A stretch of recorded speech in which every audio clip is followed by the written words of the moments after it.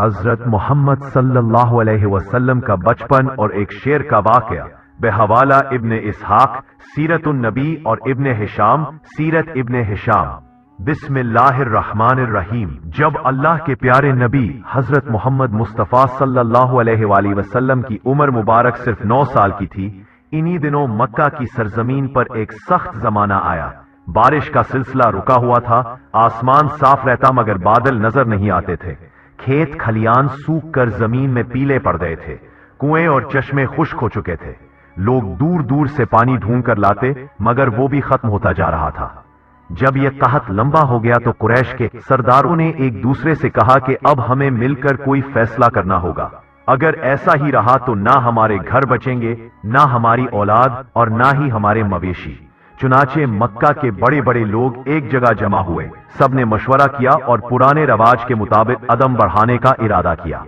مکہ میں یہ دستور تھا کہ جب بھی لوگ کوئی بڑا کام یا مضبوط عہد کرنا چاہتے تو ایک بڑا سا برتن منگواتے اور اسے جانور کے خون سے بھر دیتے، پھر قبیلے کے بڑے سردار اس خون میں اپنا ہاتھ ڈبو کر قسم کھاتے کہ اب ہم سب ایک وعدے پر قائم ہیں۔ اسی طرح ایک بڑا برتن منگوایا گیا، اسے خون سے بھرا گیا، پھر ایک ایک کر کے قریش کے بڑے سردار آگے بڑھے، سب نے اپنے ہاتھ خون میں ڈبوئے اور اعلان کیا، مکہ میں بارش نہیں ہو رہی، ہمارے بچے مر رہے ہیں، ہمارے جانور ختم ہو رہے ہیں، آج ہم قسم کھاتے ہیں کہ آج رات ہم سب کعبہ کے پاس جائیں گے، ہم کعبہ کی دیوار کو پکڑ کر کھڑے رہیں گے اور دعا کریں گے، ہم اس وقت تک دعا کرتے رہیں گے جب تک بارش نہیں آ جاتی، اگر بارش نہ بھی آئی تو ہم وہیں مر جائیں گے مگر کعبہ کی دیوار کو نہیں چھوڑیں گے۔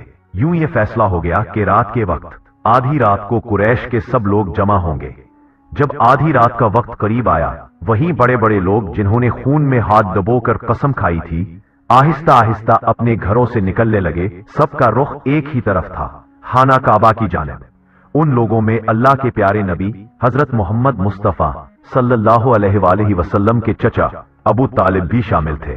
جیسے ہی آدھی رات کا وقت ہوا تو ابو طالب بھی اپنے گھر سے نکلنے لگے تاکہ کعبہ کے پاس جا سکیں۔ آپ نے دیکھا کہ آپ کے چچا کہیں جانے کے لیے تیار ہو رہے ہیں۔ ننھے محمد مصطفیٰ صلی اللہ علیہ وآلہ وسلم یہ دیکھ کر قریب آئے اور نرمی سے پوچھنے لگے، چچا جان آپ کہاں جا رہے ہیں؟ ابو طالب رکے، اپنے بھتیجے کی طرف دیکھا اور جواب دیا، اے میرے بھتیجے، کیا تمہیں معلوم نہیں ہمارا مکہ سوکھا پڑا ہے، بارش رکی ہوئی ہے اور پانی کی کمی نے سب کو پریشان کر دیا ہے، اسی لیے ہم سب نے خون میں ہاتھ دبو کر قسم کھائی ہے کہ جب تک بارش نہیں آتی ہم کعبہ کی دیوار کو پکڑ کر کھڑے رہیں گے۔ آج اسی وعدے کو پورا کرنے جا رہا ہوں۔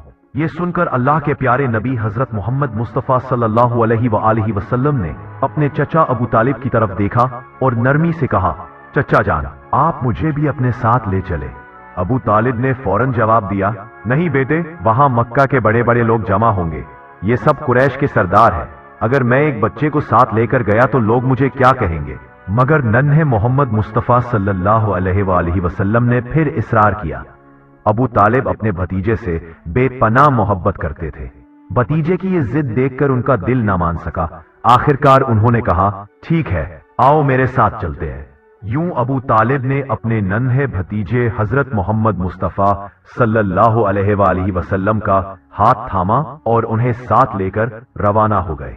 دونوں ایک ساتھ چلتے چلتے خانہ کعبہ کے قریب پہنچے۔ ادھر مکہ کے تمام بڑے سردار ایک ایک کر کے کعبہ کے پاس جمع ہو گئے۔ گنتی کے مطابق کل 32 بڑے لوگ وہاں موجود تھے۔ یہ سب وہی تھے جنہوں نے قسم کھائی تھی کہ جب تک بارش نہیں آتی ہم کعبہ کی دیوار کو پکڑے رکھیں گے۔ جب مکہ کے عام لوگوں کو خبر ملی، لوگ اپنے گھروں سے نکلنے لگے، مرد بھی، عورتیں بھی، بوڑھے بھی اور بچے بھی، ہر کوئی اس امید کے ساتھ خانہ کعبہ کی طرف بڑھا کہ شاید آج بارش کے لیے کوئی راستہ نکل آئے۔ آہستہ آہستہ خانہ کعبہ کے ارد گرد لوگوں کا ہجوم بڑھنے لگا، پورا مکہ جیسے ایک جگہ جمع ہو گیا، سب کعبہ کے قریب تھے، لیکن وہ 32 سردار جنہوں نے خون بھرے برتن میں ہاتھ ڈبو کر قسم کھائی تھی وہ سب کعبہ کے بالکل قریب کھڑے ہو گئے۔ انہی کے ساتھ ابو طالب بھی اپنے بھتیجے حضرت محمد مصطفیٰ صلی اللہ علیہ وآلہ وسلم کو ساتھ لے آئے تھے۔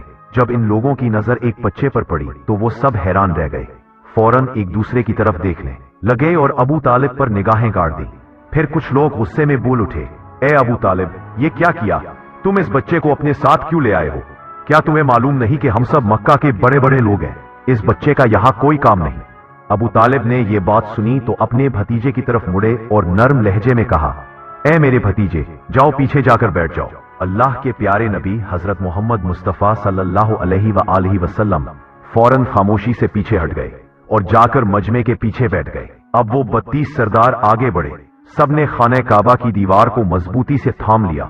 फिर एक साथ बुलंद आवाज में पुकारने लगे, ए काबा को पैदा करने वाले, हम पर पानी बरसा दे, बारिश अता कर दे। सब लोग रोते हुए दुआएं करने लगे। कोई काबा की दीवार को जोर से पकड़कर फरियाद करता, लेकिन वक्त गुजरता रहा, आसमान पर कोई बादल ना आया। यूं ही करते करते पूरी रात गुजर गई। जब सुबह की रोशनी फैली, परिंदे जाग उठे और लोग अपने घरों को लौटने लगे, तब भी आसमान पर बारिश का कोई निशान न था। जमीन वैसी ही सूखी रही, बादल न आए और बारिश न हुई। सुबह का वक्त गुजरने के बाद सूरज आहिस्ता आहिस्ता ऊपर चढ़ आया। अब सूरज की तपश बढ़ने लगी थी और उसकी गर्मी मक्के के हर कोने को झुलसाने लगी थी। वो लोग जो रात भर बारिश के लिए फरियाद करते रहे थे, दिन चढ़ने के बाद भी काबा की दीवार से लिपटे खड़े रहे और बार बार यही दोहराते रहे, मगर आसमान बिल्कुल साफ था। बादल का एक टुकड़ा भी दिखाई न दिया। अब तो हवा भी गर्म हो चुकी थी, दिन तपने लगा था और काबा की दीवारें भी सूरज की गर्मी से दहकने लगी थी। इस सख्त धूप में वो 32 लोग पसीने से शराबूर हो गए। उनमें से कई के जिस्म लड़खड़ाने लगे, कुछ तो चक्कर खाकर जमीन पर गिरने लगे, मगर फिर भी वो अपनी जिद पर कायम रहे और बारिश मांगते रहे। इतने में अचानक अबू तालिब को महसूस हुआ कि कोई उनका कपड़ा पीछे से खींच रहा है। उन्होंने पलटकर देखा तो सामने उनका भतीजा 9 साल का हजरत मोहम्मद मुस्तफा सल्लल्लाहु अलैहि वसल्लम खड़े थे। ये मंजर देखकर अबू तालिब का चेहरा सख्त हो गया। वो गुस्से से बोले, ए मोहम्मद, तुम यहाँ क्यों आए हो? नन्हे मोहम्मद मुस्तफा सल्लल्लाहु अलैहि वसल्लम ने निहायत अदब से कहा, चचा जान, मुझे भी आने दीजिए ना, मैं दुआ करूंगा तो ऊपर वाला पानी बरसा देगा। अबू तालिब ने ये बात सुनी तो और भी हैरान हुए और सख्त लहजे में बोले, हम 32 लोग मक्के के बड़े बड़े सरदार रात भर से यहाँ खड़े हैं। हम सब ने बारिश के लिए फरियाद की, लेकिन ऊपर वाले ने पानी नहीं बरसाया और तुम सिर्फ 9 साल के हो। तुम दुआ करोगे और बारिश बरस जाएगी? जाओ, जाकर अपनी जगह पर बैठ जाओ। ये सुनकर अल्लाह के प्यारे नबी हजरत मोहम्मद मुस्तफा सल्लल्लाहु अलैहि वसल्लम आहिस्ता से पीछे हटे और जाकर अपनी जगह पर बैठ गए। इसके बाद वो 32 के 32 लोग फिर से बारिश के लिए फरियाद करने लगे। सब एक साथ बुलंद आवाज से दोहरा रहे थे, ए काबा को पैदा करने वाले, हम पर पानी बरसा दे। ए काबा को पैदा करने वाले, पानी अता कर दे। यूं ही वक्त गुजरता गया। 2 से 3 घंटे और गुजर गए, मगर आसमान वैसा ही साफ रहा। न बादल आया, न बारिश का कोई निशान दिखाई दिया। जमीन पर गर्मी और भी बढ़ गई थी। सूरज की तपश से लोग नढाल हो रहे थे। इतने में अचानक अबू तालिब को फिर से महसूस हुआ कि कोई उनका कपड़ा पीछे से खींच रहा है। उन्होंने पलटकर देखा तो एक बार फिर नन्हे हजरत मोहम्मद मुस्तफा सल्लल्लाहु अलैहि वसल्लम खड़े थे। अबू तालिब के चेहरे पर गुस्से के आसार आ गए। वो सख्त लहजे में बोले, ए मेरे भतीजे मोहम्मद, तुम फिर यहाँ क्यों आए हो? इस पर प्यारे नबी सल्लल्लाहु अलैहि वसल्लम निहायत नरमी से बोले, चचा जान, मैं इस बार पानी मांगने नहीं आया, मैं तो आपका पसीना पूछने आया हूँ। नबी करीम सल्लल्लाहु अलैहि वसल्लम ने अपनी चादर संभाली और मोहब्बत से अपने चचा अबू तालिब के चेहरे से पसीना पूछा। ये देखकर अबू तालिब पिघल गए और अपने नन्हे भतीजे को गले लगा लिया। इसी वक्त आप सल्लल्लाहु अलैहि वसल्लम ने आहिस्ता से फरमाया, चचा जान, मुझे आने दो, मैं एक काम करूंगा और ऊपर वाला पानी बरसा देगा।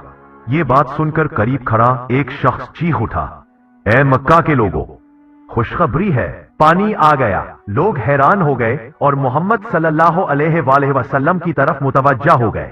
सब ने पुकारा, ए मोहम्मद सल्लल्लाहु अलैहि वसल्लम, आ जाओ, जल्दी आ जाओ। आप सल्लल्लाहु अलैहि वसल्लम आगे बढ़े और काबा के करीब खड़े होकर फरमाया, तुम क्या कर रहे थे? लोगों ने कहा, हम बारिश के लिए दुआ मांग रहे थे। آپ صلی اللہ علیہ وآلہ وسلم نے فرمایا، جب تم دعا مانگ رہے تھے تو میں پیچھے تھا، اب جب میں دعا مانگوں گا تو تم سب میرے پیچھے ہو جاؤ۔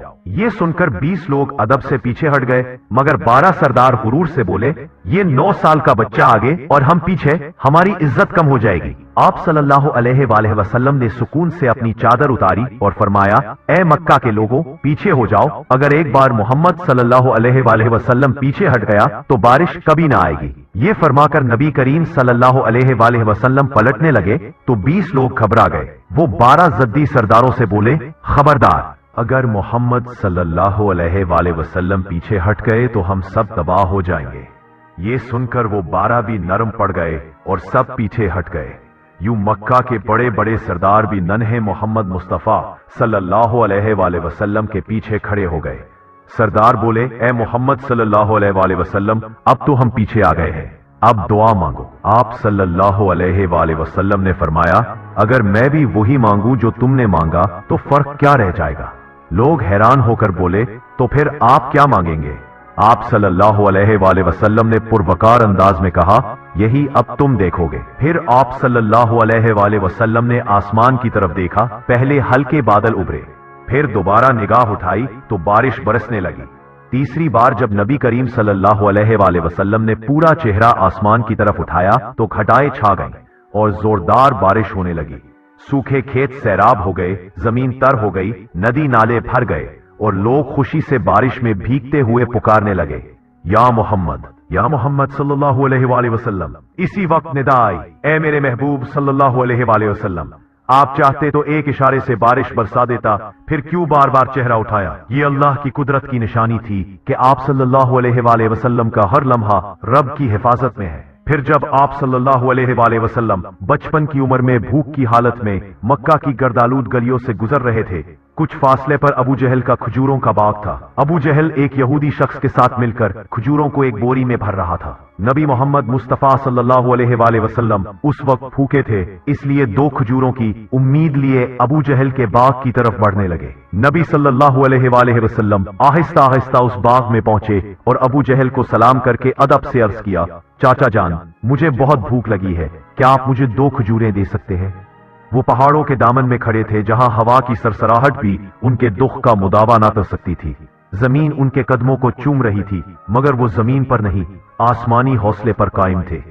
آسمان کے نیچے وہ معصوم چہرہ جس پر ابھی ابو جہل کا تھپڑ لگا تھا روشنی سے منور تھا۔ آنسو بہنے کے بجائے ان کی آنکھوں سے رحمت ٹپک رہی تھی۔ وہ خاموش تھے، مگر ان کی خاموشی خود ایک دعا بن گئی تھی، جیسے زمین اور آسمان دونوں ان کے ضبط کے قائل ہو گئے ہوں۔ اتنے میں ایک فرشتہ نازل ہوا، اس کے چہرے پر نور اور لہجے میں احترام تھا۔ اس نے عرض کیا، اے اللہ کے محبوب، اگر آپ اجازت دیں تو میں ابھی ابو جہل کو زمین میں دھنسا دوں۔ نبی پاک صلی اللہ علیہ وسلم نے نرم لہجے میں فرمایا، نہیں، وہ نہیں جانتا، وہ اندھیرا ہے جس نے روشنی کو پہچانا نہیں، میرا رب بہتر انصاف کرنے والا ہے۔ فرشتہ ادب سے جھک گیا، آسمان پر واپس چلا گیا، مگر اس منظر نے فرشتوں کے دلوں میں بھی لرزہ طاری کر دیا۔ زمین نے وہ دن اپنی یادوں میں محفوظ کر لیا جب ظلم پر صبر کی انتہا نظر آئی، جب بددعا کے بجائے دعا کی گئی۔ وہ بچہ جو دنیا کا سب سے عظیم رسول بننے والا تھا، اس دن بھی رحم کا پیکر بن کر کھڑا تھا۔ وقت گزرتا گیا، لیکن اس دن کا واقعہ اللہ نے ہمیشہ کے لیے تاریخ میں ثبت کر دیا تاکہ آنے والی نسلیں جان سکے کہ عظمت صرف طاقت میں نہیں بلکہ صبر، معافی اور رحمت میں پوشیدہ ہے۔ یہ منظر دیکھ کر درخت اور پہاڑ بھی پکار اٹھے، افسوس اگر اسے پیدا نہ کیا جاتا تو یہ زمین، یہ آسمان، یہ دنیا کچھ بھی پیدا نہ ہوتی۔ وہ عظیم نبی آج بھوکے، ذلیل اور نظر انداز کیے جا رہے تھے، پھر بھی سنگ دل ابو جہل کے دل میں ذرا برابر بھی رحم نہ آیا۔ اس کی آنکھوں میں نہ تو ندامت کا کوئی قطرہ تھا اور نہ شرم کا کوئی اثر۔ ادھر وہ یہودی شخص اپنے سردار کے پاس پہنچا اور کہنے لگا، آج میں نے ایسا واقعہ دیکھا جو تصور سے بھی پرے ہے۔ عبداللہ کے بیٹے محمد میں ایسی طاقت ہے کہ بس ایک تماشا مارنے سے ساری کھجوریں پتھر میں بدل گئی۔ ان کا سردار غصے اور حیرت میں دونوں تھا۔ بولا، ہم نے بھی سنا ہے کہ ہماری آسمانی کتاب میں محمد صلی اللہ علیہ وسلم کا نام درج ہے کہ وہی آخری اور سب سے عظیم نبی ہوں گے، मगर क्या वाकई यही मोहम्मद है? फिर उसने खतरनाक अंदाज में कहा, ये जानने के लिए हमें अपने मजहबी पेशवा से रुजू करना होगा। अगर ये सच निकला तो हम उसे जिंदा नहीं छोड़ेंगे बल्कि उस दुनिया से मिटा देंगे।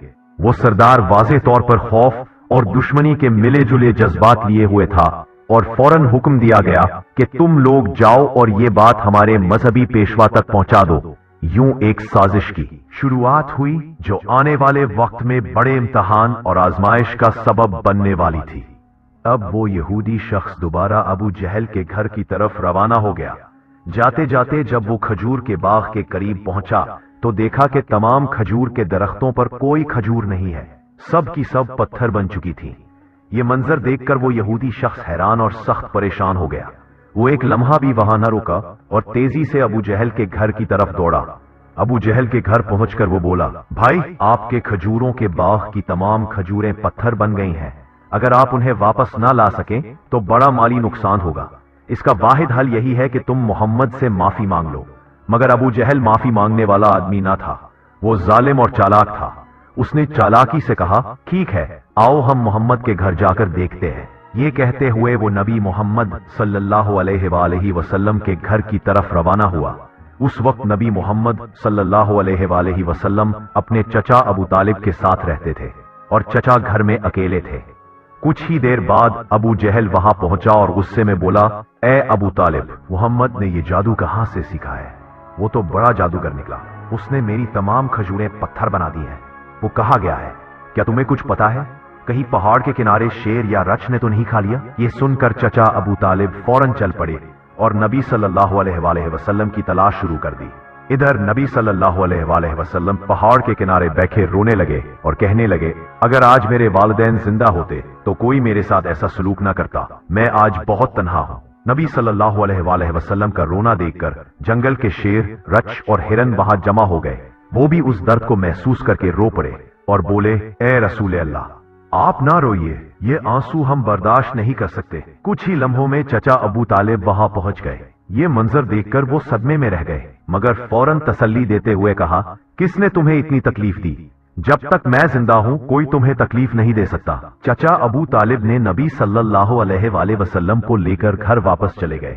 इसी रात चचा अबू तालिब अबू जहल के घर जा पहुंचे और कहा, तुम उसे जादूगर कह रहे हो, हालांकि उसने तुमसे कुछ मांगा भी नहीं। उसने तुम्हारी खजूरें नहीं ली और ना तुम्हारे खिलाफ कुछ कहा। इसकी आंखों के जो आंसू गिरे हैं वो एक दिन पहाड़ों को भी पगला देंगे।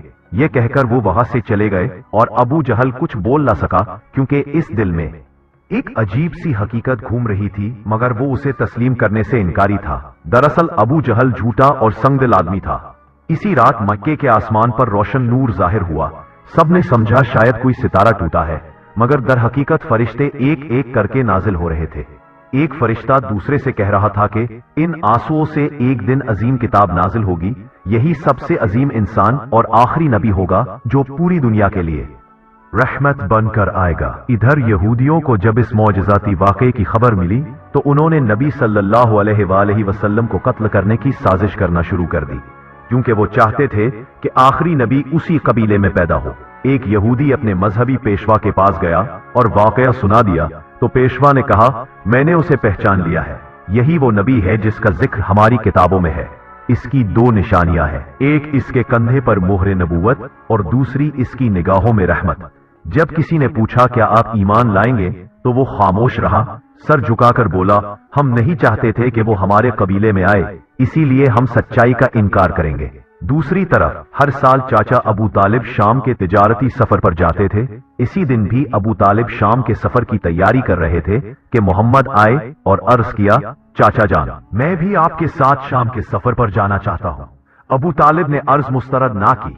चुनाचे अगले दिन वो सफर पर रवाना हुए। कुछ मंजिलें तय करने के बाद काफिला बसरा नामी मकाम पहुंचा और वहां आराम किया। उस मकाम से कुछ फासले पर ईसाइयों का एक गिरजा था जिसका एक बहुत बड़ा आलिम दीन था। जब काफिला वहां से गुजरा तो उस ईसाई पेशवा ने गौर से देखा कि काफिले में एक नौजवान मुनफरिद नजर आ रहा है। उसके सर के ऊपर एक बादल का टुकड़ा साया बनाए साथ साथ चल रहा था। ये मंजर देखकर वो दंग रह गया। अपनी मजहबी किताबें खोलकर पढ़ी और समझ गया कि यकीनन इसी काफिले में आखिरी जमाने का नबी मौजूद है। پھر اس نے فوراً اپنے کسی آدمی کو کہا کہ قافلے کے سب لوگ بلاؤ تاکہ ہم انہیں دعوت دیں، اور اس طرح قافلے کے تمام افراد گرجا میں جا پہنچے۔ عیسائی پیشوا نے سب کو خوب کھانا کھلایا۔ کچھ دیر بعد اس نے ابو طالب سے کہا، اے قافلے کے سردار، یقیناً اس کے والدین کا انتقال ہو چکا ہے۔ ابو طالب نے عرض کیا، جی ہاں، آپ کا اندازہ درست ہے، ان کا انتقال ہو چکا ہے، اب میں اس کی پرورش کر رہا ہوں۔ تب عیسائی پیشوا نے فرمایا، اے قافلے کے سردار، یاد رکھو تمہارا بھتیجا یقیناً اللہ کے آخری نبی ہوں گے، اس کی پیٹھ پر مہر نبوت ثابت ہے، تمہیں چاہیے کہ اس پر بہت نظر رکھو اور اسے کبھی اکیلا نہ چھوڑو، کیونکہ اگر یہود اور نصارہ کو اس کا علم ہو گیا تو وہ اس کی جان لینے کی کوشش کریں گے، اس میں کوئی شک نہیں۔ ابو طالب نے حیرت سے پوچھا، آپ کو یہ خبر کیسے معلوم ہوئی؟ عیسائی پیشوا نے جواب دیا، میں نے تورات کی کتاب میں اس واقعے کی تفصیل پڑھی ہے۔ پھر وہ بولا، اب تم جاؤ اور اپنے بھتیجے کو یہاں لے آؤ۔ ابو طالب اسے لینے کے لیے روانہ ہو گئے۔ کچھ دیر بعد عیسائی پیشوا نے دیکھا کہ ایک اور قافلہ وہاں سے گزر رہا ہے۔ وہ فوراً ان کے پاس گیا اور پوچھا، تم لوگ کون ہو، کہاں جا رہے ہو اور کیوں جا رہے ہو؟ ان لوگوں نے کہا، ہم روم کے سپاہی ہیں، ہمارے بادشاہ نے ہمیں بھیجا ہے۔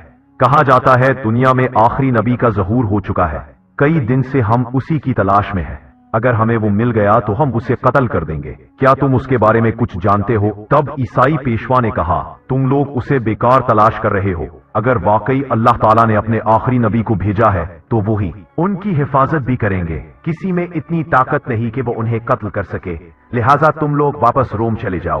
یہ سن کر وہ سپاہی واپس چلے گئے اور یوں دن گزر گیا۔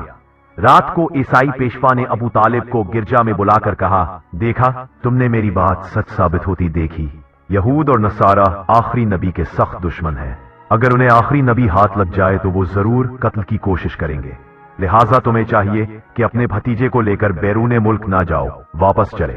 اگلے دن ابو طالب نے بیرون ملک کا سفر ترک کر دیا اور وطن واپسی کا ارادہ کیا۔ کچھ دور جانے کے بعد راستے میں انہیں ایک گھوڑا نظر آیا، مگر وہاں کوئی انسان موجود نہ تھا۔ یہ دیکھ کر قافلہ رک گیا اور تبھی انہوں نے دیکھا کہ ایک آدمی لگ بھگ مردہ حالت میں پڑا ہے۔ یہ منظر دیکھ کر نبی کریم صلی اللہ علیہ وآلہ وسلم کے دل میں شدید کرب اور درد پیدا ہوا۔ آپ نے دیکھا کہ انسانوں کو جانوروں کی طرح بیچا جا رہا ہے، ان کے جسموں پر زنجیریں تھیں، ان کے چہروں پر خوف تھا اور عورتیں چیخ چیخ کر اپنے بچوں کو پکار رہی تھیں۔ نبی صلی اللہ علیہ وآلہ وسلم خاموشی سے ایک کونے میں کھڑے یہ سب دیکھتے رہے، ان کے چہرے سے آنسو بہنے لگے۔ کچھ ہی دیر بعد ابو لہب وہاں آیا، اس کے ہاتھ میں ایک کوڑا تھا، وہ غلاموں کو مارتا اور بولتا، یہ سب میرا مال ہے، جو زیادہ قیمت دے گا وہی انہیں لے جائے گا۔ نبی صلی اللہ علیہ وآلہ وسلم اس کے قریب گئے اور نہایت نرمی سے فرمایا، چاچا جان، کیا آپ کو ان پر رحم نہیں آتا؟ یہ بھی انسان ہے، اللہ کی مخلوق ہے، ان پر ظلم کیوں کر رہے ہیں؟ ابو لہب غصے سے بولا، اے محمد، تم ہر کام میں بولنے لگے ہو، تمہیں تجارت کا کچھ علم نہیں، یہ غلام ہے، ان کا کام بیچنا ہی ہے، تم اپنے بکریوں کے ساتھ رہو اور ہمیں ہمارے کام میں دخل نہ دو۔ یہ کہہ کر وہ ہنسا اور اپنے غلام کو آواز دی کہ اسے یہاں سے ہٹا دو۔ غلام آگے بڑھا، مگر جیسے ہی اس نے نبی صلی اللہ علیہ وآلہ وسلم کے قریب آنے کی کوشش کی، اچانک اس کے ہاتھ کی لوہے کی زنجیر ٹوٹ گئی اور وہ زمین پر گر پڑا۔ لوگ گھبرا گئے، کچھ پیچھے ہٹ گئے۔ نبی کریم صلی اللہ علیہ وآلہ وسلم نے آگے بڑھ کر اس زخمی غلام کو اٹھایا، اس کے زخموں پر اپنے دستے مبارک پھیرے اور فوراً اس کا زخم بھر گیا۔ یہ دیکھ کر وہاں موجود سب لوگ حیران رہ گئے۔ ابو لہب نے اس منظر کو دیکھا تو اس کا چہرہ سخت ہو گیا، اس کے اندر خوف پیدا ہوا، مگر غرور نے اسے چھپائے رکھا۔ اس نے صرف اتنا کہا، یہ سب جادو ہے، اور وہاں سے چل دیا۔ مگر وہ غلام جو ابھی ابھی صحت یاب ہوا تھا، نبی صلی اللہ علیہ وآلہ وسلم کے قدموں میں گر گیا اور بولا، اے مہربان انسان، آپ کون ہیں جن کے ہاتھوں کے لمس سے زخم بھر جاتے ہیں، جن کی آنکھوں میں نور ہے؟ نبی صلی اللہ علیہ وآلہ وسلم نے نرمی سے فرمایا، میں وہی ہوں جو اللہ پر ایمان رکھتا ہے، جو ظلم کے بدلے رحم کرتا ہے، جو بددعا کے بدلے دعا دیتا ہے۔ یہ سن کر غلام کے دل کی دنیا بدل گئی۔ اس نے کہا، میں گواہی دیتا ہوں کہ آپ سچے ہیں، آپ کے رب کے سوا کوئی معبود نہیں۔ نبی کریم صلی اللہ علیہ وسلم نے اس کے سر پر ہاتھ رکھا اور فرمایا، جاؤ اب تم آزاد ہو گئے ہو۔ کسی انسان کو غلام بنانا اللہ کی مخلوق کی توہین ہے۔ یہ الفاظ سن کر وہاں موجود لوگوں میں سے کئی کے دل لرز گئے۔ کچھ نے چھپ کر کہا، یہ بچہ نہیں، اللہ کا چنا ہوا بندہ ہے۔ مگر ابو لہب کے کانوں تک یہ بات پہنچی تو وہ اور غصے میں آ گیا۔ اس نے کہا، محمد کے دل میں نرمی ہے، مگر یہی نرمی ایک دن مکہ کے سرداروں کے لیے زوال بنے گی۔ مگر نبی صلی اللہ علیہ وآلہ وسلم کے چہرے پر سکون ہی سکون تھا۔ آپ خاموشی سے وہاں سے لوٹ گئے۔ راستے میں آسمان پر ایک نورانی بادل ان کے اوپر سایہ کیے ہوئے تھا۔ پرندے ان کے پیچھے اڑ رہے تھے، جیسے کائنات بھی جانتی ہو کہ یہ وہ ہستی ہے جس کے آنے سے زمین پر انصاف، رحمت اور روشنی پھیلنے والی ہے۔ اسی وقت نبی کریم صلی اللہ علیہ وآلہ وسلم آگے بڑھے اور آسمان کی طرف دیکھ کر نہایت عاجزی اور محبت سے دعا کے لیے ہاتھ اٹھا دیے۔ آپ کی آنکھوں میں آنسو تھے، آپ کے چہرے پر وہ نور تھا جسے دیکھ کر دلوں میں سکون اترتا تھا۔ آپ نے فرمایا، اے میرے رب، تو سب سے زیادہ رحم فرمانے والا ہے۔ تیرے بندے پیاس سے تڑپ رہے ہیں، زمین سوکھ گئی ہے، درخت مرجھا گئے ہیں، بچے بھوک سے بلک رہے ہیں۔ اے رب کعبہ، اپنی رحمت کی بارش نازل فرما دے۔ ابھی آپ کے لب مبارک سے یہ الفاظ نکلے ہی تھے کہ اچانک آسمان پر کالے بادل چھا گئے، ہوا کے جھونکوں کے ساتھ ٹھنڈک پھیل گئی اور کچھ ہی لمحوں میں موسلادھار بارش برسنے لگی۔ لوگ حیرت سے ایک دوسرے کو دیکھنے لگے، سب کے چہروں پر خوشی کے آثار نمایاں ہو گئے۔ بچے بارش میں ناچنے لگے، عورتیں آسمان کی طرف دیکھ کر کہنے لگیں، یہ دعا کسی عام انسان کی نہیں ہو سکتی، یہ تو اللہ کے محبوب کی دعا ہے۔ ابو طالب کے چہرے پر بھی خوشی کے آنسو بہ نکلے۔ انہوں نے اپنے بھتیجے محمد صلی اللہ علیہ وآلہ وسلم کو گلے لگا لیا اور کہا، اے میرے پیارے بھتیجے، تمہاری دعا سے آج مکہ کو زندگی مل گئی، تم واقعی اللہ کے خاص بندے ہو۔ بارش کے بعد زمین ہری ہونے لگی، کنوؤں میں پانی بھر گیا، جانور دوبارہ چراگاہوں میں جانے لگے اور لوگوں نے خوشی کے مارے شکرانے کے نذرانے پیش کیے۔ مکہ کے سردار، جو کل تک نبی کریم صلی اللہ علیہ وآلہ وسلم کو ایک چھوٹا بچہ سمجھتے تھے، آج حیرت سے ایک دوسرے سے کہنے لگے، یہ بچہ نہیں، اس کے ہاتھ میں کوئی راز ہے، اس کی زبان سے جو نکلتا ہے وہ سچ بن جاتا ہے۔ ادھر ابو لہب جو یہ منظر دیکھ رہا تھا، اس کے دل میں حسد اور جلن کی آگ بھڑک اٹھی۔ وہ بولا، یہ اتفاق ہے، بادل پہلے سے تیار تھے، اس بچے کی دعا سے کچھ نہیں ہوا۔ مگر اس کے اپنے غلام نے جواب دیا، مالک، میں نے اپنی آنکھوں سے دیکھا ہے، جیسے ہی محمد صلی اللہ علیہ وآلہ وسلم نے دعا کے لیے ہاتھ اٹھائے، ویسے ہی آسمان پر بادل آئے۔ یہ کوئی اتفاق نہیں، یہ اللہ کا اشارہ ہے۔ ابو لہب غصے سے آگ بگولا ہو گیا اور چیخ کر بولا، خاموش رہو ورنہ میں تمہیں سزا دوں گا۔ لیکن اب مکے کے لوگوں کے دل بدلنے لگے تھے۔ وہ جان چکے تھے کہ محمد صلی اللہ علیہ وآلہ وسلم کوئی عام بچہ نہیں، بلکہ اللہ کے خاص محبوب اور آنے والے نبی ہے، جن کی دعا سے خشک زمین زندہ ہو گئی، جن کے چہرے سے روشنی نکلتی تھی اور جن کی زبان سے نکلے الفاظ میں قدرت کی تاثیر تھی۔ اسی بات پر ابو طالب کے چہرے پر غصے کے آثار اور حیرت ایک ساتھ نمودار ہوئے۔ انہوں نے سخت لہجے میں کہا، اے محمد، تم دوبارہ یہاں کیوں آئے ہو؟ میں نے تمہیں پیچھے جانے کو کہا تھا۔ ننھے محمد صلی اللہ علیہ وآلہ وسلم نے نرمی اور عاجزی کے ساتھ جواب دیا، چاچا جان، مجھے آنے دیجئے، مجھے یقین ہے کہ اللہ تعالیٰ پانی برسائے گا۔ ابو طالب نے کچھ لمحے توقف کیا اور پھر سخت لہجے میں بولے، محمد، یہاں مکے کے بڑے سردار موجود ہیں، سب لوگ دعا کر رہے ہیں، لیکن بارش نہیں ہو رہی۔ تم ابھی اس چھوٹی عمر میں کیا کر سکو گے؟ اگر تم چاہو تو شاید ہو جائے، مگر یہ ممکن نہیں۔ یہ سن کر محمد صلی اللہ علیہ وآلہ وسلم دوبارہ پیچھے ہٹ گئے، لیکن ان کے دل میں امید اور یقین قائم رہا۔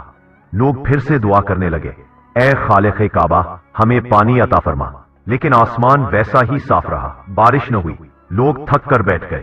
ابو طالب نے پیچھے مڑ کر دیکھا تو حیرت زدہ رہ گئے کہ محمد صلی اللہ علیہ وآلہ وسلم پھر وہی موجود ہے۔